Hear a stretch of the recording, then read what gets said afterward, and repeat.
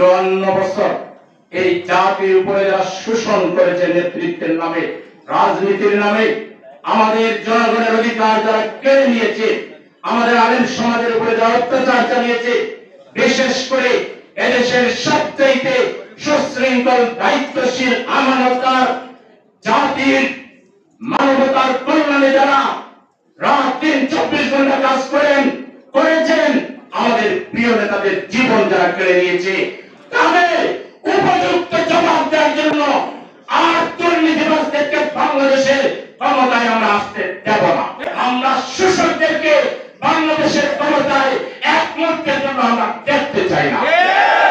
সেই প্রতিশোধ যদি নিতে চান, 8 মাসের জন্য প্রয়োজনে রোজা রাখবো, 3 বারে 3 ওয়াক্তে একবার খাবো, আমাদের পকেটে পয়সা দেবো, আমরা গরিব মানুষকে সাহায্য করব। গ্রামে গ্রামে, পাড়ায় পাড়ায়, মহল্লায় মহল্লায়, সেন্টারে সেন্টারে আমরা জাগরণী কমিটি গঠন করব।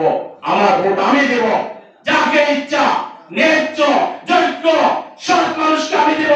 এই জায়গায় যদি কেউ অন্যায় কোন ধরনের পাওয়ার খাটানোর চেষ্টা করে, কোন ধরনের আমাদের উপরে কিছু চাপানোর চেষ্টা করে, আমরা আমাদের সর্বশক্তি দিয়ে শাহাদাতের তামান্না নিয়ে ষড়যন্ত্রকারীদের ষড়যন্ত্রকে রুখে নিয়ে বিজয় আমরা